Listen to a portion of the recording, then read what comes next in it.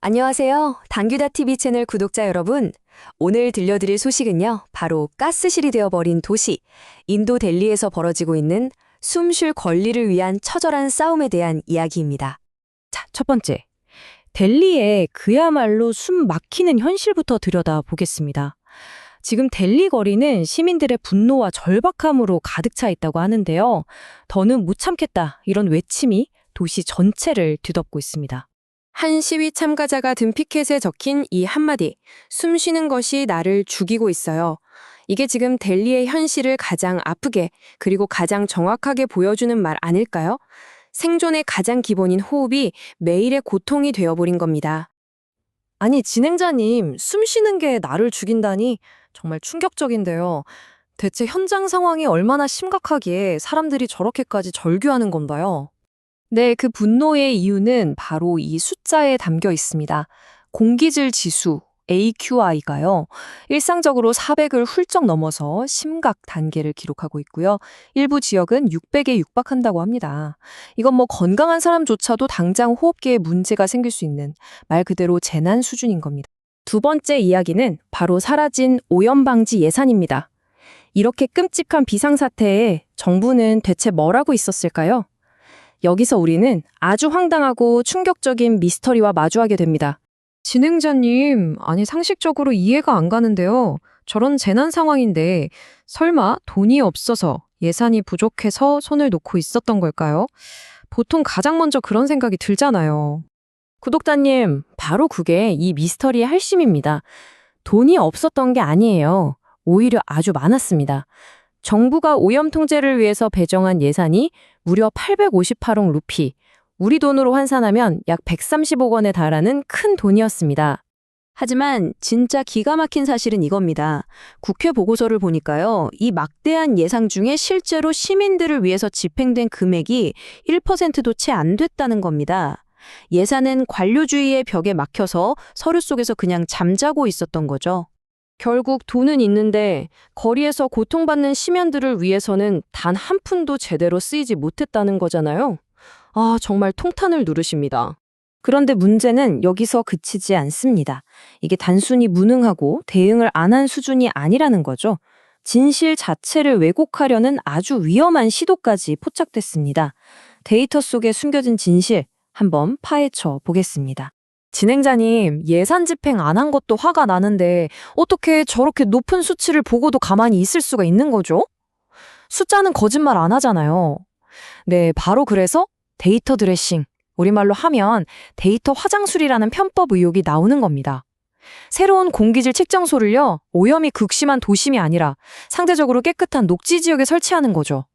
이렇게 되면 어떻게 될까요? 도시 전체의 평균 오염 수치가 인위적으로 낮아 보이는 일종의 착시 효과가 만들어지는 겁니다. 심지어 시위대는요, 당국이 측정소 근처에 일부러 물을 뿌려서 일시적으로 수치를 낮추는 등 아주 노골적으로 데이터를 조작하고 있다고 강하게 비판하고 있습니다. 진실을 마주하기보다는 어떻게든 감추기에만 급급한 모습이죠. 자, 그렇다면 델리의 공기는 도대체 어쩌다가 이 지경까지 오게 된 걸까요? 이제 문제의 근원을 한번 추적해 보겠습니다. 놀랍게도 말이죠. 이 재앙은 과거 한 정책의 실패가 불러온 거대한 나비 효과였습니다. 듣다 보니까 궁금한 게 생겼어요, 진행자님. 이 문제가 매년, 특히 겨울만 되면 최락으로 치닫는다고 하잖아요. 뭔가 계절적인 특별한 이유라도 있는 건가요? 정말 예리한 질문이세요. 그리고 그 답을 알면 참 허탈해집니다. 이 재앙이 사실은 좋은 의도에서 시작됐다는 역설에 있거든요. 2009년에 지하수 보존을 위해서 벼농사 시기를 늦추는 법이 통과됩니다. 그런데 이 작은 병화가 끔찍한 연쇄 반응을 일으킨 거죠. 추수하고 짚을 태우는 시기가 10월 말로 밀렸고요. 공교롭게도 바로 그 시기가 델리 쪽으로 바람이 부는 계절과 정확하게 일치해버린 겁니다. 그 나비 효과의 결과가 바로 이 숫자입니다. 오염이 최악에 달하는 시기에 농업 폐기물 태우는 연기가 델리의 치명적인 초미세먼지의 무려 44%를 차지하게 된 겁니다. 선의를 가진 정책이 낳은 비극적인 역설이죠. 하지만 여기서 좌절만 하고 있을 순 없죠. 이 문제는요, 결코 해결 불가능한 게 아닙니다. 이제 이 절망적인 현실을 넘어서 해결의 실마리를 한번 찾아보겠습니다. 아휴, 진행자님 지금까지 얘기를 들어보면 정말 답답하고 암담한데요. 행정은 마비됐지, 데이터는 조작 의혹 있지, 과거 정책은 실패했지. 정말 해결책이라는 게 있기는 한 건가요? 네, 있습니다. 그리고 그 증거는 이미 베이징이나 멕시코시티 같은 다른 대도시들이 보여줬습니다. 공무원 승진과 오염 감축 성과를 연동해서 책임을 확실히 묻고요. 여러 부처를 아우르는 독립적인 기구를 만들고 대중교통에 과감하게 투자하고 또 시민들의 참여를 적극적으로 이끌어내는 것. 바로 이런 구체적인 행동들이 불가능해 보였던 변화를 만들어냈습니다.